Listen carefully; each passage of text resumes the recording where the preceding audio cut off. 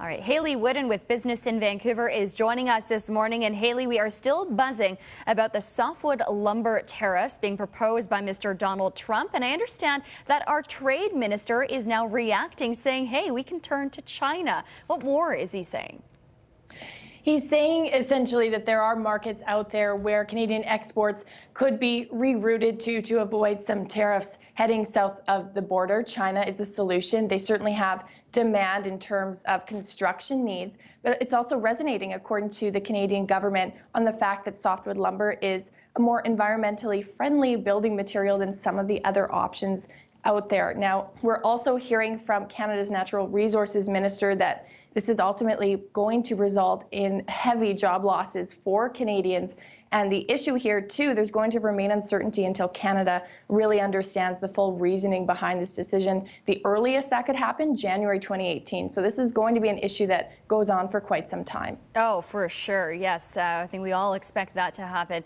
Now, in turning over to the restaurant industry, we're learning that Taco Bell is planning a major expansion here in Canada. Why is that?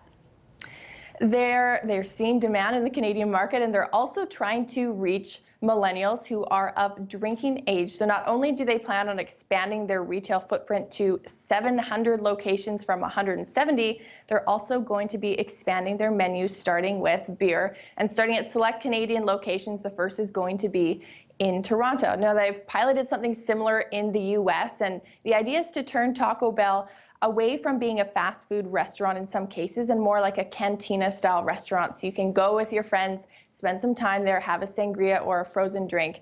Again, starting with beer, but potentially expanding the alcoholic beverage option down the line. Taco Bell's seen success in the US. They're looking to bring that up here in Canada. All right, well, we will watch out for that. It could be a game changer for the market. I mean, you could see other soft or fast food restaurants, soft launching something like that in their own restaurants. Absolutely. Chipotle comes to mind, too. They do offer alcoholic beverages, but a different price point, too. Yeah, so that's true. Similar type of food, but if you're more apt to go to Taco Bell, it could compete a little bit with Chipotle. All right, pretty cool. Haley Wooden with Business in Vancouver. Thanks, Haley.